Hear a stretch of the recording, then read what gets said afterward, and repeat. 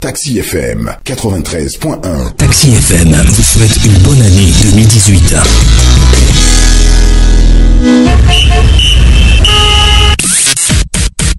Taxi FM. Le monde en une radio.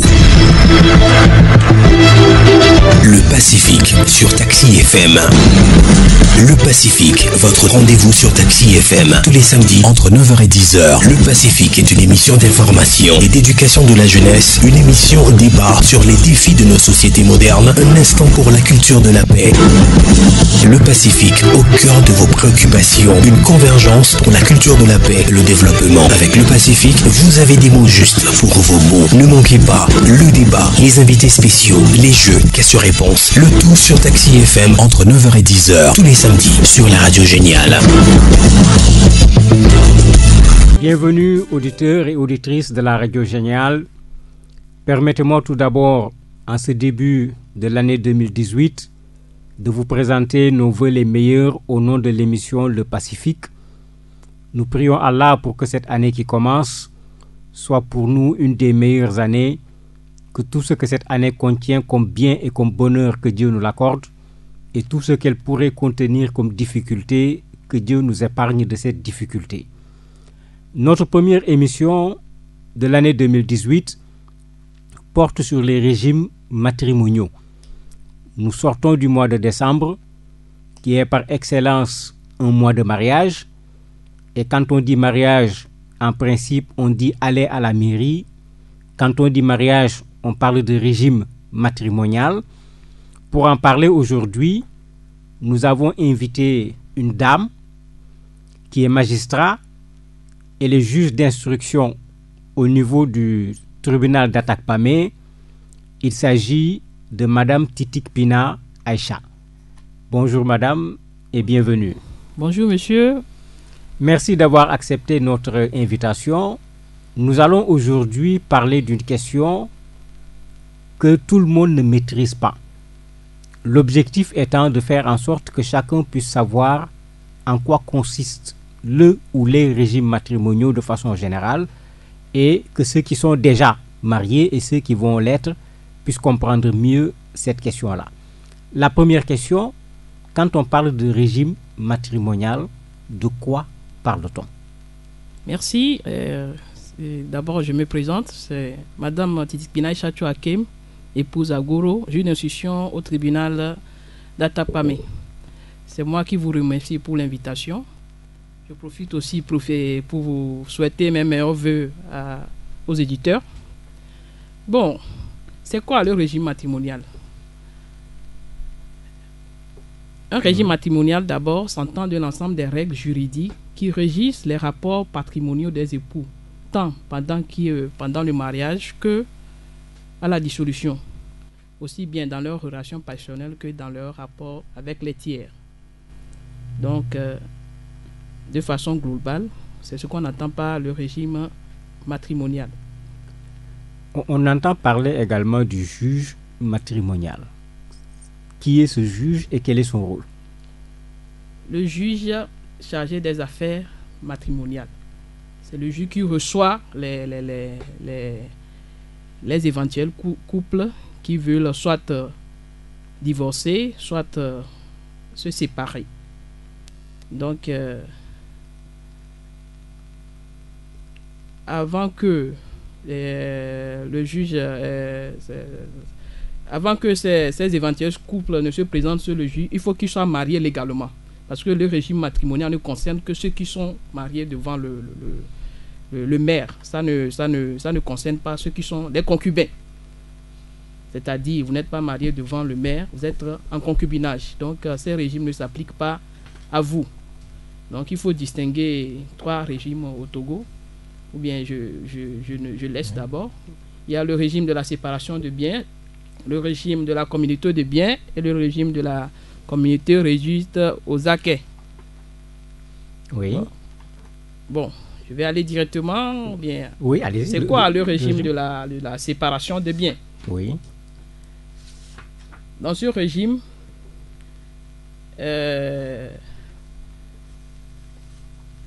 Dans le cas de la séparation des biens, l'ensemble des biens acquis avant et durant le mariage reste la propriété de celui qui les a achetés. Il en va de biens pour des biens reçus dans le cas d'un héritage ou d'une donation.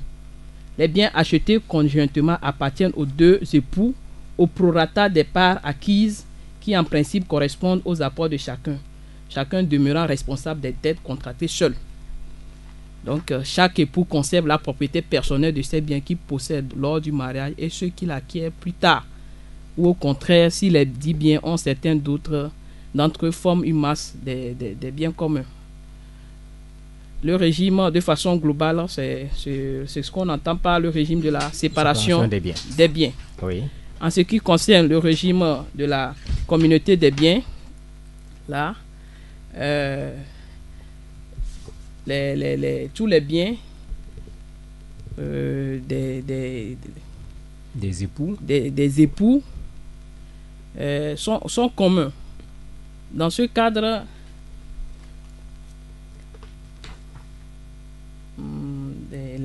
dans ce sens, les époux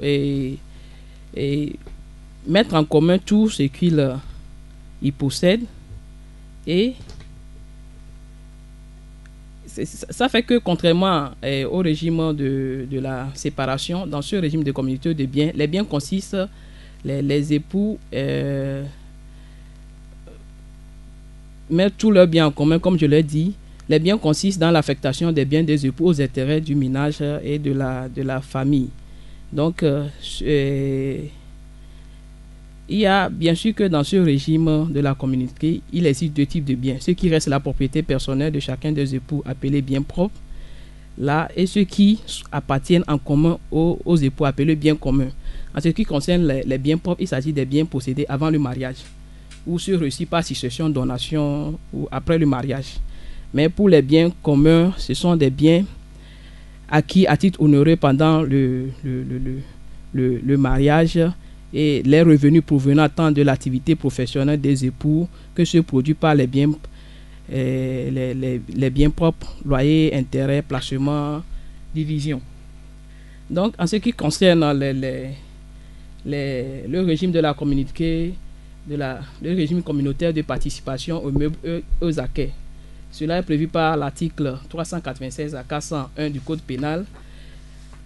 Mais le régime de la séparation des biens, lui, il est prévu par l'article 362 et suivant du Code pénal. Et la communauté, c'est le régime 367 et suivant à 395 du Code pénal. Donc revenons au régime de la communauté, au régime communautaire de participation aux meubles aux acquets. Il est à mi-chemin entre les deux régimes précédemment étudiés, le régime de la séparation et le régime de la communauté. Dans ce régime, les époux déclarés sous le régime de la communauté des biens gèrent leurs biens pendant le mariage comme sous le régime de la séparation des biens. Chacun gère ses biens comme il entend. Mais au moment de la liquidation, les époux la dissolution du régime se fait comme si les époux étaient communs en biens. Donc c'est une sorte de jumelation des deux régimes. Au niveau de la participation aux meubles aux acquets, au moment du mariage, vous comportez comme sous le régime de la séparation des biens, mais à la dissolution, c'est le régime commun qui s'applique. Voilà. En résumé, c'est les trois sortes de régimes prévus par le Code pénal, le Code des personnes et de la famille. Donc, on est en face de trois régimes. Oui. À quel moment le couple doit faire ce choix? Dès que le couple a l'intention de se marier, le couple doit déjà s'entendre sur le régime à choisir avant de se présenter devant le maire. Soit eux-mêmes prennent le code et puis le lisent et puis s'en chargent, soit ils cherchent un spécialiste qui peut leur établir un contrat. La plupart du temps, ce sont la spécialité d'un notaire. Ils peuvent vous faire un contrat de mariage. Ou si vous hésitez entre les trois régimes, vous voyez un spécialiste, un notaire, et il vous explique les avantages, les inconvénients, et vous faites votre choix. Mais c'est avant la célébration du mariage, parce que le jour J, le maire vous posera les questions sur le choix. Mais si le jour J, vous ne faites pas un choix, là, le régime légal au Togo, c'est la séparation de biens. Le régime légal, c'est la séparation de biens. Surtout, je vais aller en même temps, surtout pour la polygamie. Dès que vous choisissez de vous marier sous le régime polygamique, c'est la séparation de biens. Ça, vous ne pouvez pas déroger la monogamie. Mais si c'est la monogamie que vous choisissez, vous avez le choix entre les trois. Séparation de biens, communauté réduite aux acquets. Quand on parle de monogamie, de polygamie, est-ce que ça concerne le régime matrimonial? Oui, ça rentre dans le régime matrimonial, puisque le régime matrimonial organise la vie des personnes mariées légalement devant le maire. Donc, la monogamie, c'est l'homme décide d'épouser qu'une seule femme, il va épouser une seule femme durant toute sa vie. La polygamie, il peut épouser plusieurs femmes. Donc, mais lorsque vous choisissez le régime de la monogamie, il faut savoir que vous ne pouvez plus épouser une seconde femme. Là, ça devient la bigamie. Si vous voulez changer de régime, il faut au moins 2 ans avant de demander pour le changement devant un juge ou bien par contrat faire devant un notaire. Donc, ce n'est pas... Et ça, dans le régime monogamie, avant que vous ne passiez au régime polygamique, il faut certaines conditions. Soit peut-être la femme est stérile et médicalement justifiée, bien sûr, avant que vous ne puissiez demander avec preuve à l'appui de changer de régime. Voilà, c'est en quelque sorte les... Par rapport au régime matrimonial, est-ce qu'il y a une différence entre le régime monogamie, le régime polygamie, ou bien on considère que c'est la même chose? Non, il y a une différence, puisque dans la monogamie, l'homme épouse une seule femme. Durant toute sa vie, là, une seule femme, tout le monde reconnaît que c'est sa femme. Mais dans le régime polygamie, il a plusieurs femmes, à partir de 2 en allant. Donc, c'est pourquoi, pour protéger l'intérêt des femmes, si vous choisissez le régime polygamie, le législateur togolais a prévu que là-bas, c'est la séparation des biens en même temps. C'est automatique. Automatique. Vous ne pouvez pas déroger. C'est quelque chose comme ça. D'accord.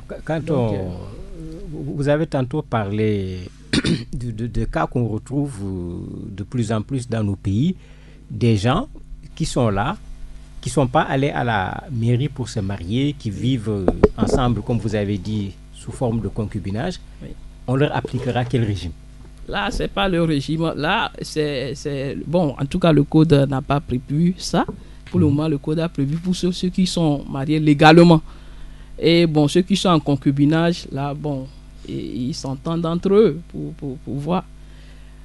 Mais le problème, s'il y a un conflit entre l'homme et la femme, s'il y a des enfants, s'il y a des questions d'héritage, comment on fait? Non, s'il y a les questions d'héritage, ce qui est sûr, les intérêts des enfants sont toujours protégés. La loi protège toujours les intérêts des enfants. C'est bien, c'est pas que les concubins ne peuvent pas venir devant le juge pour régler ce problème. Mais s'il vient devant le juge, il n'y a pas mariage, il y a divorce. Parce que pour qu'il y ait divorce, il faut qu'il y ait d'abord un mariage.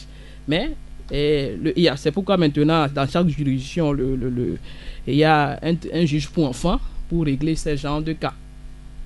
Donc, c'est un peu ça. D'accord. On revient sur les 3 formes de régime qui sont là, en commençant par la séparation des biens. Est-ce qu'on pourrait parler, pour que les gens comprennent, qu'est-ce qu'on trouve comme avantage dans la séparation des biens? Qu'est-ce qu'on trouve comme inconvénient quand on choisit également le régime de séparation des biens? Bon, comme avantage dans le régime de la séparation des biens, c'est que dans ce régime, chaque époux conserve l'ensemble des biens acquis avant et durant le mariage. Mais les biens achetés conjointement appartiennent aux 2 époux, au prorata des parts acquis. Et puis, bon... À part ça, c'est à peu près. Au niveau de l'héritage? Au niveau de l'héritage. Sur la séparation des biens? Non. Au niveau de la gestion des biens, c'est la séparation des biens.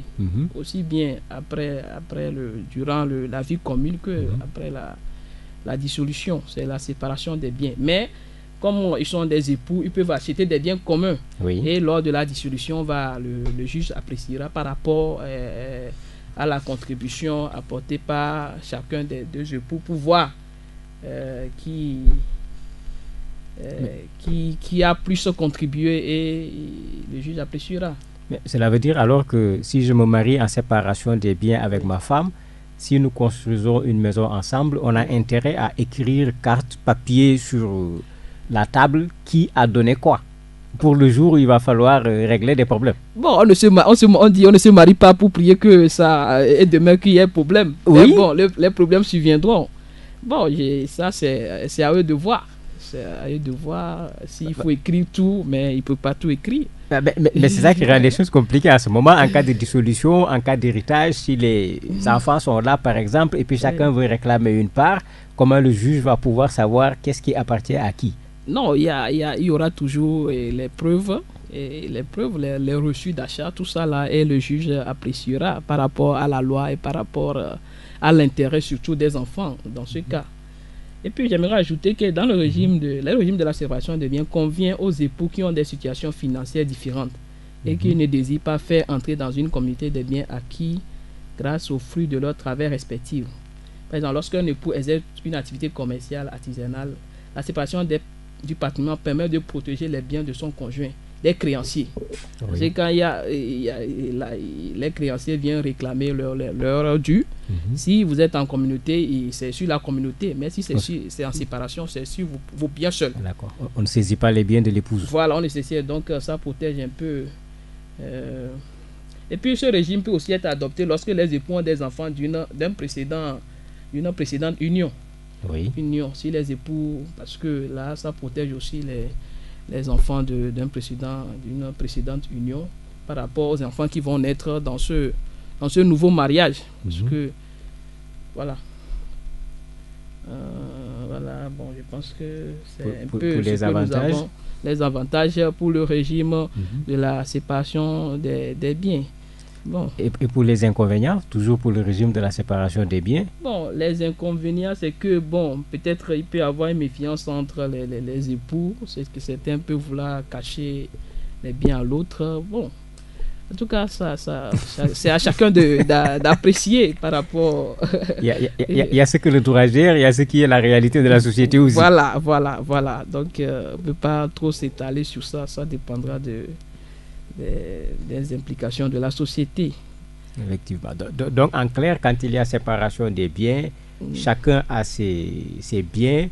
S'il arrive même que les deux époux achètent des biens en commun, le jour où il va falloir répartir ces biens, on tiendra compte de l'apport de chacun dans la constitution du bien en tant que tel. Donc, quand on parle de séparation des biens, c'est très clair.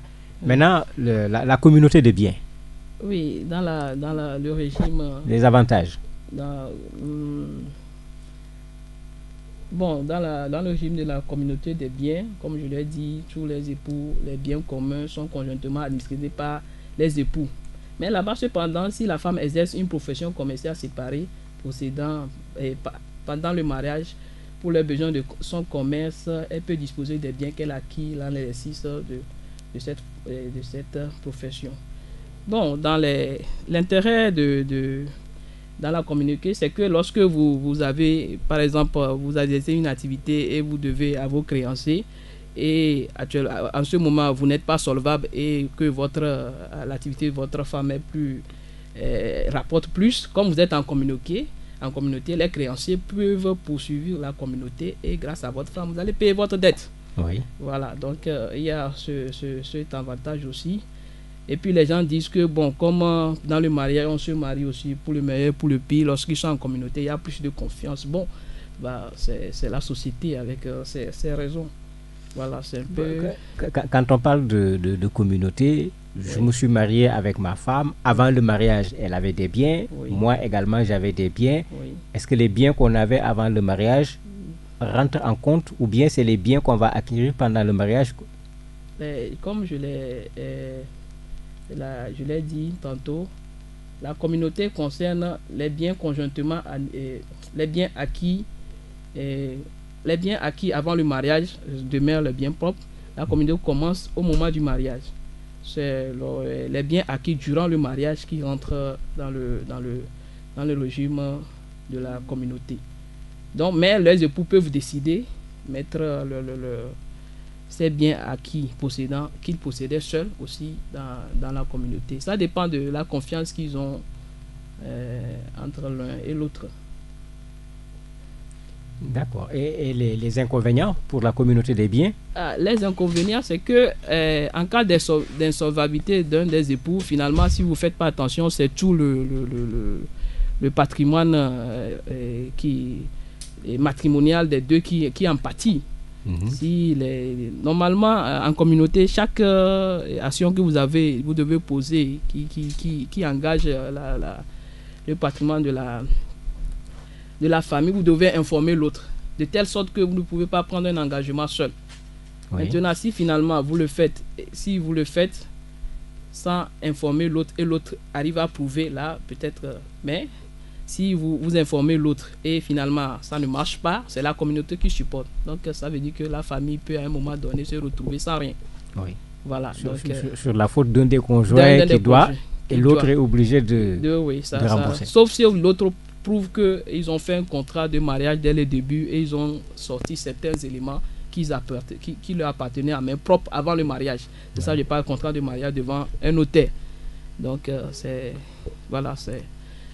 Pour le régime de la communauté des biens, en cas d'héritage, est-ce que les enfants vont hériter? Oui, les enfants, la loi protège toujours les enfants. Donc, en cas d'héritage, les enfants héritent. Dans tous ces trois différents régimes, en cas d'héritage, les enfants hériteront toujours. Et là-bas, le juge appréciera par rapport aux biens et par rapport aux dettes, parce que quand tu hérites, tu supportes aussi bien la dette, tu prends tout, quoi. Oui. Donc il faut pas. Donc c'est pourquoi certains même hésitent de faire un inventaire pour voir par rapport à la dette et à l'héritage. Si la dette dépasse l'héritage, ils peuvent refuser. Donc c'est quelque chose comme ça. Donc en tout cas, ce qui est sûr, l'intérêt des enfants est toujours. Le législateur a pris soin de bien protéger l'intérêt des enfants. Donc c'est pour que maintenant le régime communautaire de participation aux membres aux enquêtes, c'est une addition, si vous me permettez, des deux autres régimes. C'est-à-dire au moment du mariage, c'est comme vous fonctionnez, chacun gère son bien, mais à la dissolution, ça devient, on remet tout en commun. Donc voilà, c'est les mêmes règles qui s'appliquent un peu quoi. Et c'est les articles 396 à 411 du code pénal du code des personnes et de la famille qui prévoit ces règles. Donc le régime va prendre les inconvénients des deux côtés et les avantages des deux côtés à des périodes différentes, quoi. Voilà, à des périodes différentes. Il y a quelque chose qui se passe de plus en plus qu'on appelle un mariage à contrat, un mariage sous forme de contrat à durée déterminée, où l'homme, voyant que la femme est riche, ou la femme, voyant que l'homme est riche, rentre dans le mariage, fait signer la communauté de biens. Un an après, on dissout le mariage et puis il faut qu'on partage les biens. Est-ce que la loi prévoit quelque chose pour protéger ce genre de situation? Non, là, le juge appréciera. Si c'est l'intention, c'est de se marier, pouvoir bénéficier de l'argent du mari ou bien de la femme, ça, le juge appréciera. Parce que quand vous demandez le divorce, vous ne venez pas en même temps, vous signez, il n'y a pas de certificat de divorce, c'est toute une procédure. Oui, parce que quand j'étais juge aux affaires matrimoniales, quelqu'un est venu qui demande un certificat de divorce, il n'y a pas de certificat de divorce, c'est une procédure, vous venez, on vous attend, on vous convoque, on vous écoute, après on invite la dame, on l'écoute, après on vous met vous deux, on vous écoute, donc c'est toute une procédure. Et par rapport à toutes ces séances, le juge apprécie pour voir, est-ce que vraiment en vous mariant, vous avez l'intention de vous marier pour le meilleur ou pour le pire, ou bien c'était tout juste pour arnaquer l'autre, ou bien, bon, en tout cas, le juge aussi appréciera par rapport. D'accord, il y a un juriste, maître Anthony Bem, qui parlant des régimes matrimoniaux a dit « Le mariage n'est pas qu'une preuve d'amour, c'est aussi et surtout un contrat légal aux effets juridiques importants, notamment sur le patrimoine respectif des époux. » Quand on prend cette approche, il est clair que le mariage ne se limite pas seulement au partage de l'amour, mais il y a des enjeux sur la gestion du patrimoine. Est-ce que finalement, on n'est pas en train de trop matérialiser le mariage avec les régimes matrimoniaux? Non, on ne va pas dire on matérialise le mariage. Là, la citation, là, je vais la résumer comme ça. On dit le droit, c'est pour dire que le droit des régimes matrimoniaux est un droit à la fois matrimonial et patrimonial. Matrimonial, car il touche car il constitue en même temps un statut familial, celui des gens mariés uniquement. Oui. Voilà. C'est pourquoi on dit c'est à la fois matrimonial. Ça constitue un statut, celui des gens mariés. C'est pourquoi je disais en tant que ça exclut ceux qui ne sont pas mariés devant un maire. Oui. Là, ce sont des concubins. Et c'est un droit à la fois patrimonial, car il touche au bien des époux. Parce que si on ne règle pas aussi ce côté-là, les dépenses afférentes à la vie commune, logement, transport, produits, tout ça, là, ça va créer un problème dans le mariage. Donc c'est pourquoi on dit le droit des régimes matrimoniaux est un droit à la fois patrimonial et matrimonial pour régler les deux côtés du mariage. D'accord. Auditrices et auditeurs de la Radio Géniale, vous pouvez participer à cette émission en appelant au 93 96 99 99 93 96 99 99.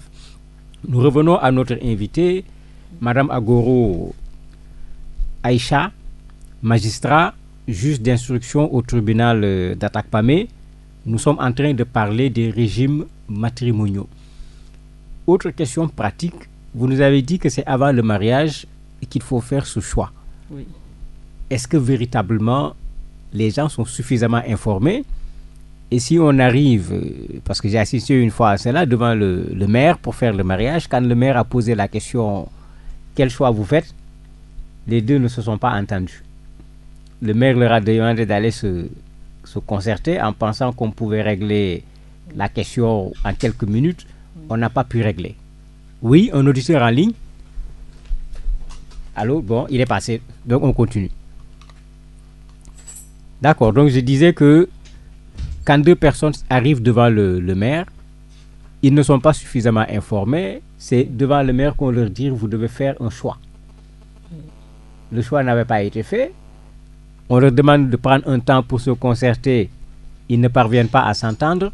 Comment on fait finalement? Et là, c'est, comme je l'ai dit, c'est le régime légal, le régime de la séparation des biens. Ça, donc, s'ils ne font aucun choix, le même maire, ils sont mariés sous le régime de la séparation de biens. S'ils ne précisent pas c'est polygamie ou monogamie, le maire met aussi monogamie. Ah d'accord, sur le régime du nombre d'épouses également. Oui. Parce qu'en fait, c'est les deux. Est-ce qu'on fait communauté de biens, séparation de biens, polygamie, monogamie? Parce qu'il y a des options qu'il faut faire. Oui, il y a des options. Soit si vous choisissez là, vous ne dites rien, donc on vous met séparation de biens, monogamie. Automatiquement. Si vous choisissez, là vous dites polygamie, automatiquement c'est séparation de biens. Vous pouvez être sous le régime de la polygamie et vouloir être communauté de biens. Ça, c'est pas possible. Oui. Ça, le législateur veut défendre, protéger les intérêts des femmes. Ça. Donc, si vous ne dites rien, c'est séparation de biens, monogamie. Si vous faites un choix, soit monogamie, ça fait ou séparation de biens, ou communauté de biens, ou communauté réduite aux acquis. Si vous ne faites pas le choix, le législateur place. Mais si vous faites le choix de polygamie et vous dites monogamie, là, non, on vous arrête. C'est séparation. D'accord. Voilà. Nous recevons pour vous Madame Agoro, magistrat, juge d'instruction au tribunal d'Atakpamé. Nous sommes en train de parler des régimes matrimoniaux et vous pouvez participer à cette émission en appelant au 93 96 99 99 93 96 99 99. On parlait tout à l'heure des choix quand deux conjoints arrivent devant le maire et qu'ils n'ont pas fait un choix. S'il s'agit de la monogamie ou de la polygamie, le choix automatique devient la monogamie. Je suis tenté de dire pourquoi.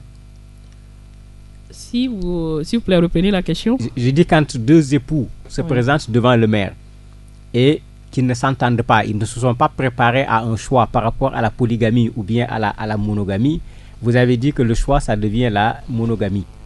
Je pose la question pourquoi. Oui, je vais vous lire l'article 51 du Code des personnes de la famille qui dit la déclaration... Un auditeur en ligne, on va écouter l'auditeur. Oui, allô? Oui, allô, bonjour monsieur. Bonjour. Moi c'est monsieur Dégbé. Oui, monsieur Dégbé. Je voudrais poser une question au juge, s'il vous plaît. Allez-y. Donc, on disait tout à l'heure, si bien est mentionné, ça veut dire que les biens sont séparés. Oui. Oui.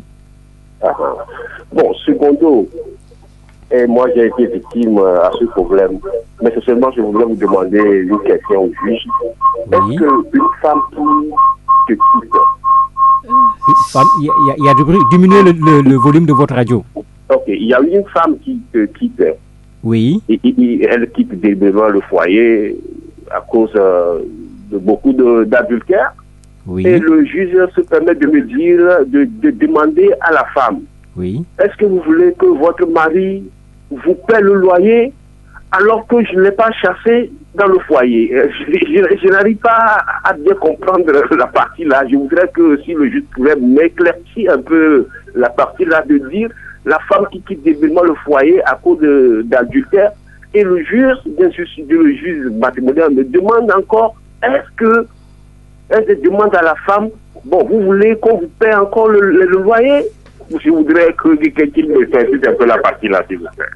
D'accord. Madame le juge, il pose un cas pratique de séparation avec son épouse et le juge demande encore, comme il dit à l'épouse, est-ce que vous voulez que le mari paye le loyer?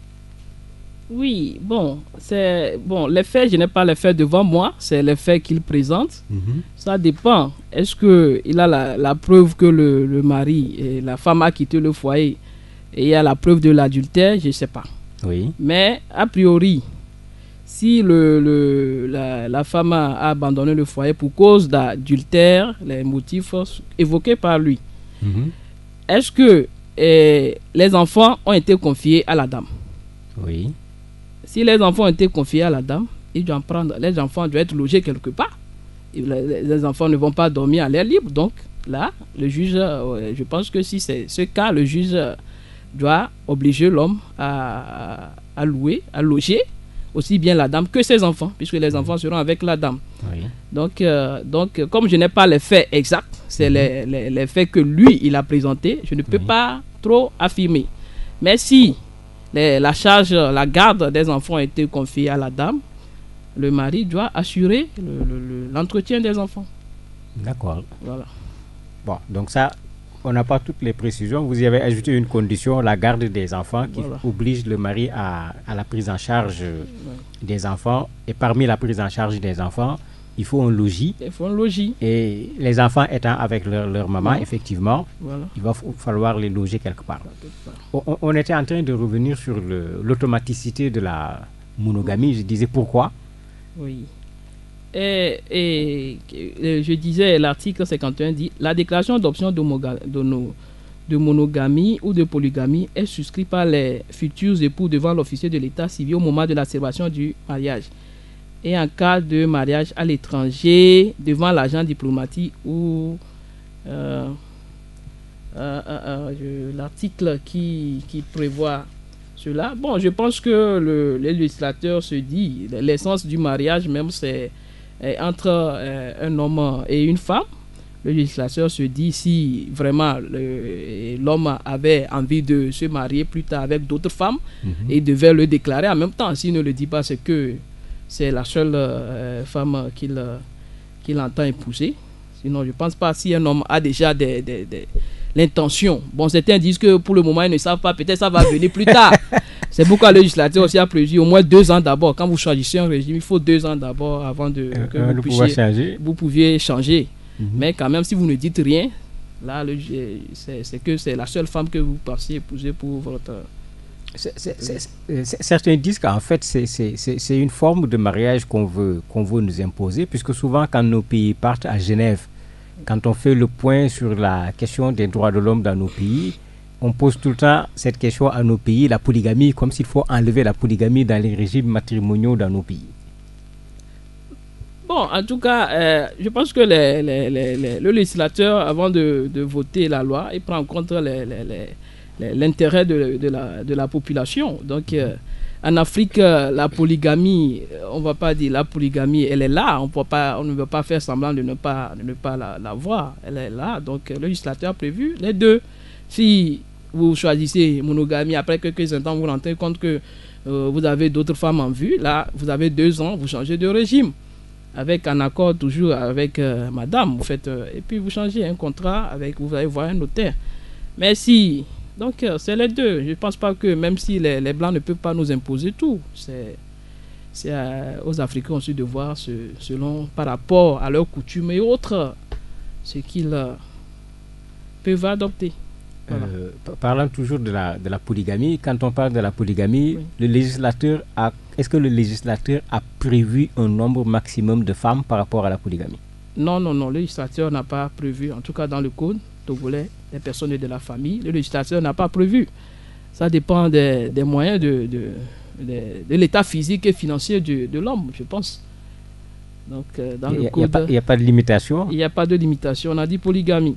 Monogamie ou polygamie, à vous de voir. D'accord. Pour revenir à la question... C'est l'article 42 qui dit la loi reconnaît la monogamie et la polygamie. Point. Il n'y a pas de précision de nombre de femmes, de limitation de nombre de femmes dans le code des personnes de la famille. Je reviens au fait de ne pas se marier à la mairie, parce que souvent, quand les gens le font, puisque vous êtes juge, oui. L'excuse, c'est pour éviter le jour où il y aura des problèmes que j'ai à me présenter devant vous pour régler les problèmes de mon mariage. Est-ce que le fait que je me sois marié sur le plan religieux ou bien sur le plan traditionnel sous tout court me fait échapper en cas de difficulté à vous comme juge? Ça vous ne pouvez pas échapper en cas de... Quand vous êtes en concubin, vous ne vous occupez pas des enfants. Alors, votre femme peut vous convoquer, je le juge des enfants. Ou bien si vous ne vous occupez pas d'elle, même si vous n'êtes pas... C'est que c'est le divorce seul qui ne peut pas être présenté par le juge, puisqu'il n'y a pas mariage. Donc, sur quoi il va se baser pour présenter le juge? Mais s'il y a des problèmes, votre femme peut vous convoquer aussi bien chez le juge des affaires matrimoniales que chez le juge des enfants. Ça dépend des problèmes. Donc, si c'est à cause de ça, les gens refusent de se marier devant le maire, là, ils se trompent largement, ils se trompent carrément. Donc, la loi a toujours protégé aussi bien les époux que leurs enfants. Donc, même si vous êtes en concubinage, s'il y a un problème, votre femme peut vous convoquer. D'accord. Donc, on n'a pas échappé au juge en n'allant pas devant le maire. Bon, puisque souvent, on se dit que, comme les gens disent de plus en plus, on essaye, donc on va attendre un peu pour voir. Est-ce qu'il y a un délai pour cela? Oui, un auditeur en ligne. Oui. Oui, alors bonjour. Bonjour. C'est monsieur? Oui, c'est monsieur Degbé, j'appelle de Togoville. Je voudrais encore poser une question au juge. Oui. Et je voudrais savoir, le mariage civil qui se fait à l'état civil, c'est-à-dire dans les villages, par rapport au mariage civil qui se fait à la mairie, est-ce que l'État aussi accepte les concours là qui se trouvent dans le mariage civil que nos gens se font à l'état civil avec je sais pas, à l'état civil simple dans les villages là? Est-ce que ça aussi ça a sa valeur? Madame le juge, est-ce que le mariage civil que je vais faire à la mairie en ville, celui que je vais faire au village, est-ce que ça a la même valeur? Est-ce qu'il y a une différence? Il a dit à l'état civil, donc ça veut dire que c'est devant, c'est à la mairie. Il y a presque, dans presque toutes les préfectures du Togo, il y a une mairie. Donc si vous allez là-bas, c'est valable. C'est pas nécessairement il faut se marier à Lomé pour que le mariage soit valable. Vous mariez à la mairie d'Adakwami, à la mairie de Noatien, à la mairie de Kara. Ça a la même valeur que le mariage à la mairie de Lomé. Donc, quel que soit l'espace dans le territoire, que ce soit au village ou en ville, c'est la même législation pour tous les Togolais. Pour tous les Togolais. Sauf, pour le moment, le législateur n'a pas accordé de valeur au mariage devant le chef de village. Ça, c'est les mariages coutumiers. Traditionnels. Ou bien devant l'imam, ça, c'est les mariages religieux. Donc, ou bien devant le pasteur, c'est les mariages religieux. Oui, un autre auditeur en ligne. Oui. Monsieur Degbé, je le dis parce que est-ce que le secrétaire qui se trouve à l'état civil dans le village ont l'habilité de choisir le régime, si c'est communauté de biens ou bien les biens séparés? Parce que j'ai été victime, si je le fais, je parle en conséquence de cause. Parce qu'arrivé là, il me semble qu'on a dit au secrétaire que non, ce n'est pas Allô? je ne sais pas si vous voyez, à l'état civil, moi je suis par exemple à Togoville. Oui. Un état civil qui est à Togoville. Oui. À 12 km à Vaughan, et bon, bien vrai, là on peut faire ça légalement à la mairie avec le maire. Oui. Voilà, je voudrais voir cette différence-là. Est-ce que le secrétaire qui a l'état civil a l'habilité de choisir le régime? Voilà ma question. De dire de choisir, c'est-à-dire d'imposer le régime? Il est déjà parti, oui. Il revient encore sur la question en parlant du secrétaire qui se trouve dans la structure. Est-ce que la secrétaire est habilitée à dire voilà le régime qu'il faut choisir? Il revient également sur la question, on s'est marié à Togoville, on ne s'est pas marié à la mairie à Vaughan. Est-ce que c'est la même chose? Non, et je tiens à préciser quelque chose. Le secrétaire là, il est secrétaire à la mairie, non? Il n'a pas habilité à marier les gens. Est-ce que c'est un officier d'état civil pour pouvoir célébrer le mariage? Non, le secrétaire à la mairie n'est pas un officier d'état civil.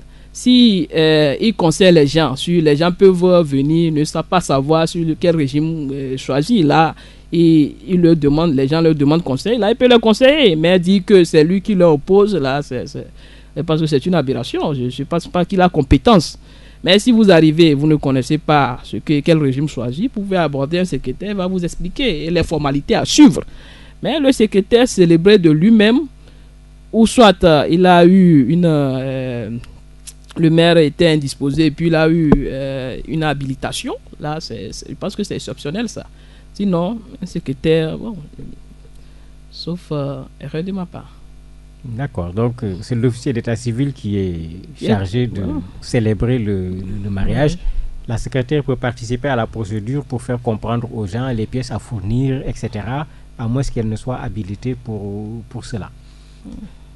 Oui, bon, non, il n'y a pas de doute. Je reviens encore sur la question des conflits par rapport au patrimoine.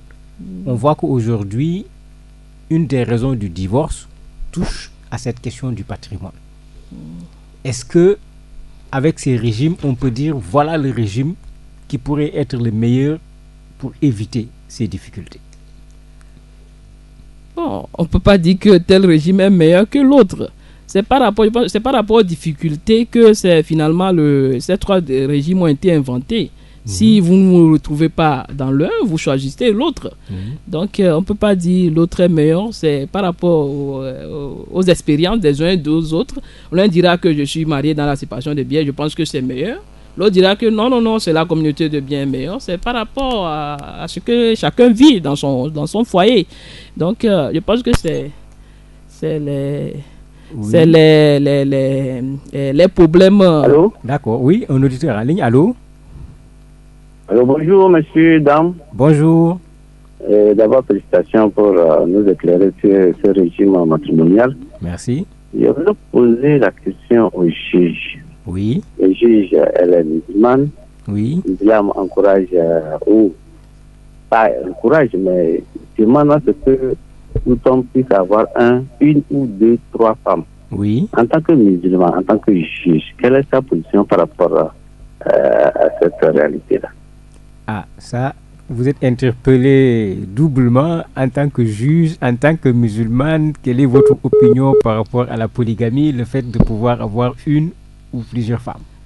Bon, le Coran, c'est la sourate An-Nisa, les femmes, verset 3, qui prévoit ça. Selon la tradition, il est permis d'épouser 2, 3 ou 4 parmi les femmes qui vous plaisent. Oui. Mais si vous craignez de ne pas être juste avec celle-ci, alors une seule ou des esclaves que vous possédez, cela afin de ne pas faire d'injustice, afin de ne pas aggraver votre charge de famille. Oui. Donc, sourate An-Nisa, le Coran, il est permis d'épouser 1, 2, jusqu'à 4. Mais si vous craignez de ne pas être juste avec celle-ci, alors une seule. Et donc, c'est pour dire, j'ai voulu relire la tradition là pour dire que l'islam permet aussi la polygamie, mais l'islam n'impose pas la polygamie. Tout à fait. Voilà. Donc, en tant que musulmane, la sourate est claire, An-Nisa, les femmes, verset 3. Si vous craignez de ne pas être juste avec toutes les femmes que vous voulez, 1, 2, 4, vaut mieux prendre une. Donc, libre à chacun de faire son choix. D'accord. Voilà. tout simplement. Puisqu'il y a plusieurs questions qui nous sont posées sur la façon dont on a célébré le mariage, est-ce que vous pouvez revenir sur la procédure? Je suis sur le point d'aller à la mairie avec mon épouse. Qu'est-ce que moi, en tant qu'époux, je dois savoir? Qu'est-ce qu'elle doit savoir? À qui on doit s'adresser?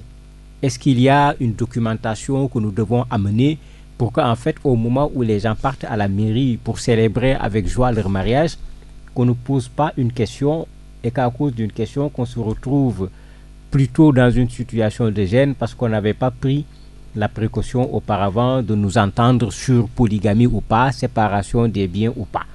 Qu'est-ce que vous pouvez conseiller à ceux qui vont vers la mairie pour qu'ils puissent faire le bon choix? Non, là, le code en son article 41 décrit d'abord, je vais définir d'abord ce que c'est le mariage. Oui. Le mariage est l'acte civil, public et solennel par lequel un homme et une femme établissent entre eux une union légale et durable, dont les conditions de formation, les effets, la dissolution sont déterminées par le présent code. Oui. Donc, il y a les conditions de forme et les conditions de forme avant la célébration du mariage. Oui. Les conditions de forme sont prévues par les articles 443 et suivants du Code des personnes. Le premier article 43 dit « L'homme et la femme choisissent librement leur conjoint et ne contractent mariage que de leur libre et plein consentement. » Oui. Donc, il y a le consentement qui est prioritaire. Si il faut être majeur et s'ils sont mineurs, la loi aussi prévoit ces cas. Et puis, il y a aussi la forme, les conditions de forme. 45 jours, article 55 du Code des personnes et de la famille. 45 jours au moins avant la date fixée par la séparation du mariage, les futurs époux doivent remettre à l'officier d'état civil certains l'état civil compétent. Vous voyez, la loi dit à l'officier de l'état civil compétent pour y procéder, un extrait de leurs actes de naissance, une copie des actes accordant les dispenses. Et l'article 56, la dot a le caractère de symbole. Elle peut être payée en nature, en espèces ou sous les deux. Donc, la loi même a prévu les différentes conditions, les étapes. Oui, un auditeur en ligne. Ah, d'accord. Ah, oui. Oui, allez-y.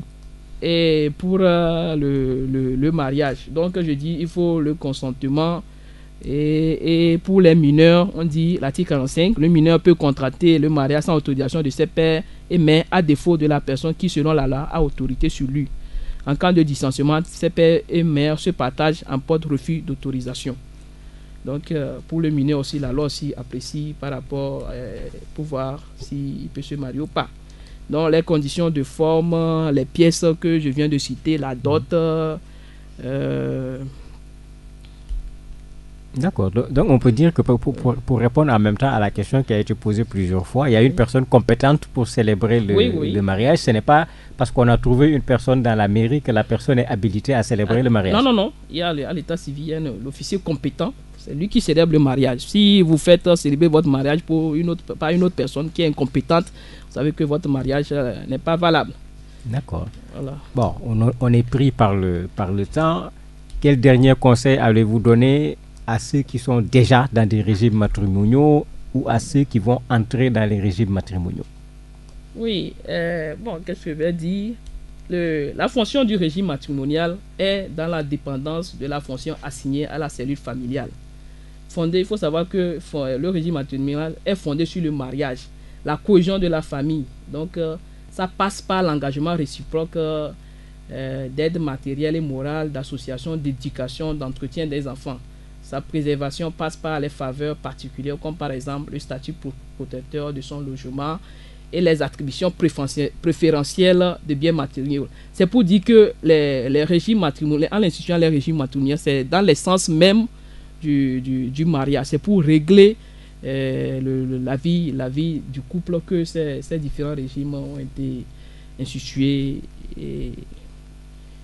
et prévu par le Code des personnes et de la famille. Donc, tous ceux qui sont en instance de mariage, il suffit d'approcher les personnes compétentes ou bien vous-même prendre le Code des personnes et de la famille et le lire. Si vous avez des inquiétudes, des incompréhensions, vous pouvez approcher un juge. Et dans les tribunaux, c'est le juge des affaires matrimoniales, ou bien si c'est un tribunal à juge unique, vous voyez le président, il va vous donner plus d'explications. Mais si vous voulez un contrat de mariage en bonne et due forme, les notaires sont là, c'est leur compétence, c'est de leur compétence. Merci. D'accord. Merci, Madame Agoro Aïcha, juge d'instruction au tribunal d'Atakpamé, qui est venue nous mettre de la lumière sur les régimes matrimoniaux. Et comme elle a dit en terminant, le code est là pour permettre à ceux qui veulent en savoir davantage d'aller vers le code, ou bien qu'ils s'approchent des personnes compétentes pour pouvoir maîtriser davantage cette question des régimes matrimoniaux. Donc c'était tout pour l'émission de ce jour. Nous vous donnons rendez-vous la semaine prochaine et nous espérons qu'on se retrouvera en très bonne santé. Merci d'avoir été à l'écoute. Taxi FM. Le monde en une radio.